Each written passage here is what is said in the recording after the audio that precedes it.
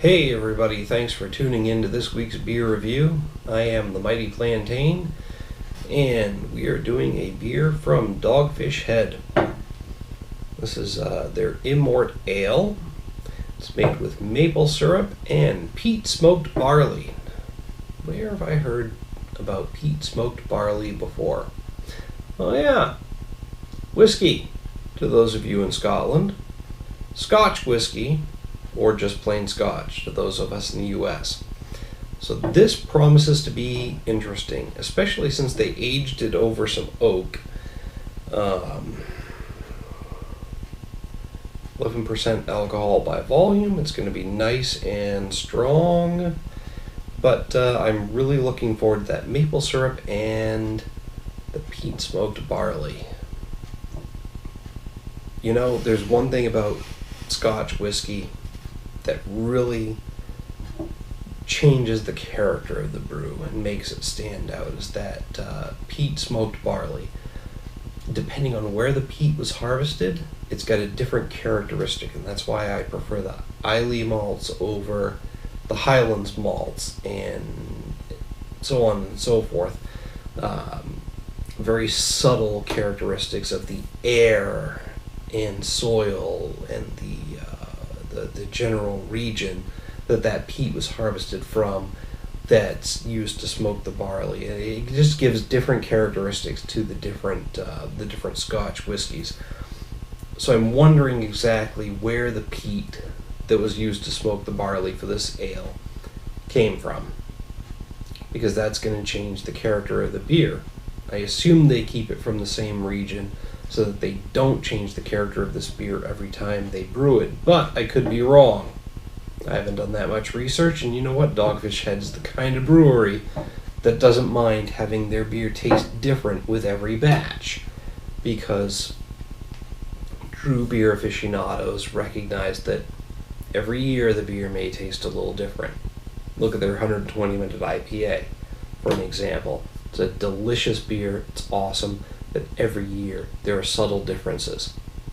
Alright, so enough about that. Hit me up down on that link below there. You can see the little button. If you click on the subscribe button there, you'll be redirected to my main page where you can subscribe to my YouTube feed. You'll get a notification every time I post a new beer review, a new liquor review, or just some random, ridiculous dumbassery that hopefully you're getting some entertainment value out of, if not some educational value. Enough about that. Let's get this beer poured out. I'll tell you what I think about it.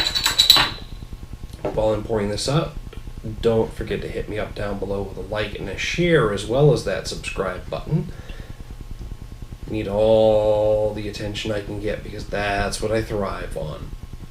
Now, it's funny that this is made with maple, because when I look at this color, it reminds me of a nice maple syrup. And I don't mean Aunt Jemima, Log Cabin, or any other store-bought crap. I'm talking about an actual maple syrup. This color is very reminiscent of that. Anybody who lives in the New England area will tell you that a true maple syrup, they don't boil it down and add the high fructose corn syrup and make that thick crap. It's very runny, it's kind of watery. As far as the rest of the nation is concerned, to us it's just normal. But this color is what it reminds me of. It's a very brown, mapley dark color, so I'm wondering just how sweet this beer is going to be, because it makes me think of sweet stuff. And the aroma's just further enhancing that. Again, for those of you who have actually collected sap from tapped trees in the New England area, it's got this kind of slightly sweet spring water aroma to it. And pure spring water is something that only those of you who have been around it flowing will recognize the aroma of. Spring water has a very unique smell. And that's what I'm getting off of this. And there's other flavor characteristics described on the bottle that I would expect to get in the aroma, but what I'm primarily picking up on is that fresh spring water, and that slightly sweet, fresh maple sap aroma. Nothing else that I would expect to be stronger is overpowering that. It just smells very, very fresh and mapley.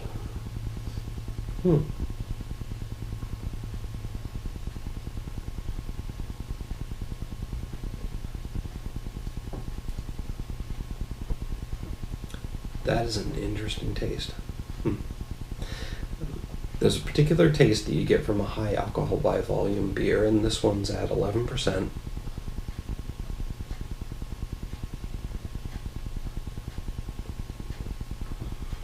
And it's odd. I get hit up front with that high ABV taste. It's a slightly sour taste that you would recognize right off if you've had an imperial beer or anything else with a probably an 8% or higher ABV.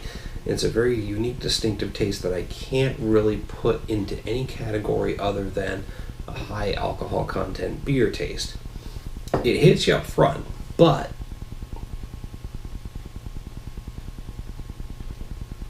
it's very subtle up front, but it's the only thing you taste. Then it fades.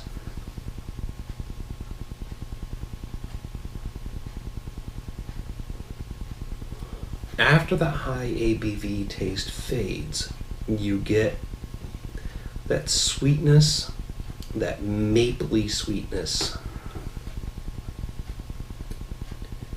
And then a very, very strong taste of Scotch whiskey. And that's got to come from the peat that's included in there. The peat roasted barley.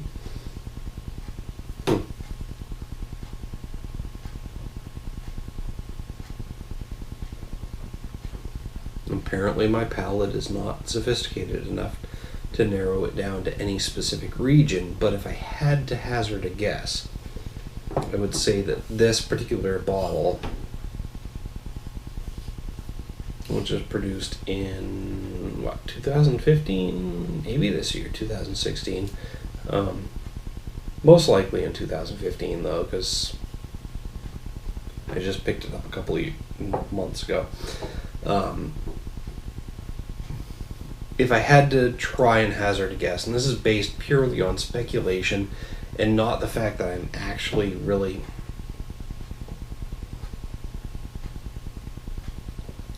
that great, I would guess that the peat was a Highlands peat, because the taste that I'm getting in the middle there, after the high ABV sourness hits me, and then there's that mapley sweetness, I'm getting a bit of a Highlands malt Scotch whiskey taste to it.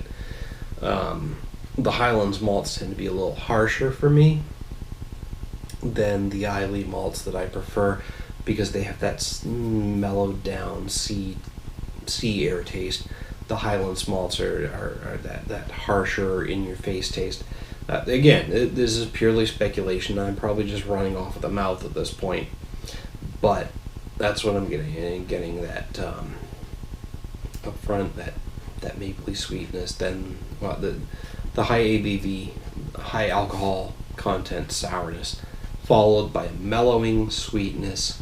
Then I'm getting that harsh, reminiscent of a Highlands malt Scotch whiskey flavor, and then it kind of follows up with that fresh spring water taste in the end. But in the aftertaste, I'm getting hit again even harder with that high alcohol by volume sourness. So overall, a very, very complex flavor that evolves as you taste it. So I'm very impressed by this, and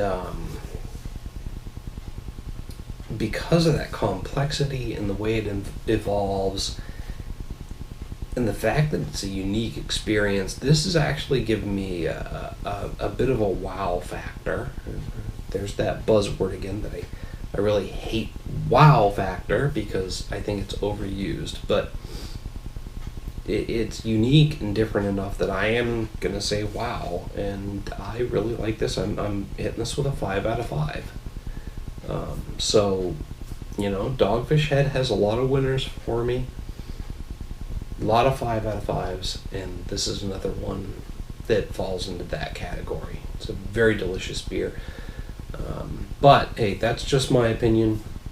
Try it out for yourself. Hit me up in the comments and the email link down below. Let me know if you agree or disagree, what your thoughts are. I'm eager to hear them. Hit me up with a like and a share while you're at it. Like I said, love the exposure because I'm an attention whore and I'll take it any way I can get it. Till next time, folks. Hope you enjoyed the video, and cheers.